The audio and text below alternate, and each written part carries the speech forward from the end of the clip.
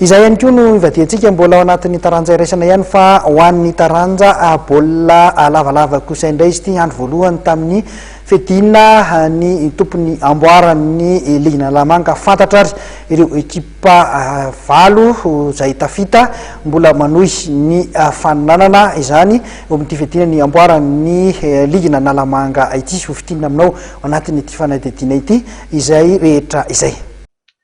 Taorian'ny andro voalohany nitanterahana omaly sy androany teny amin'ny Kianjamakia dia fantatra ireo ekipa valo manohy ny fananana amin'ny fedina ny amboaran'ny Analamanga. Ao amin'ny vondrona dia tafita amin'ny manasadalana ny Kosfa ifandona amin'ny Semino ary USC Ikopa ifampitana amin'ny Savonnerie Tropical.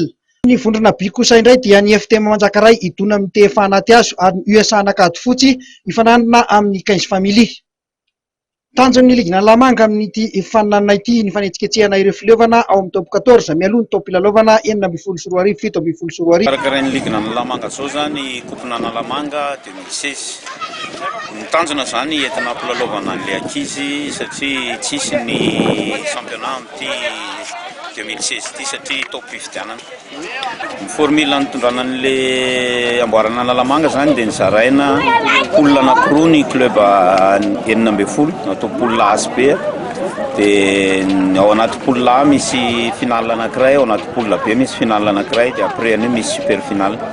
Ho an'ny Ligna Lamanga zany tapitra amin'ity Coupe-na Lamanga ity ny zavatra karakarainay satria amin'ity lasa fividianana zany betsaka amin'ity fotoana ity efa tapitra koa ny fotoana hitondran'ny Ligna Lamanga dia tsisy tsony zany ny lalao izay ho karakarainay.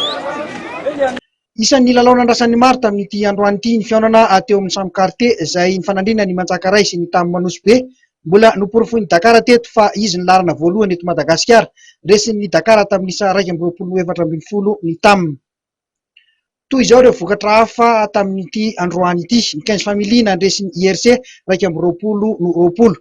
Ny Semino nandresin'ny VTM Natsalovana tamin'isa 327 ary ny TFA Anaty-Hazo nampondrika ny TFM Nakasina tamin'isa 5.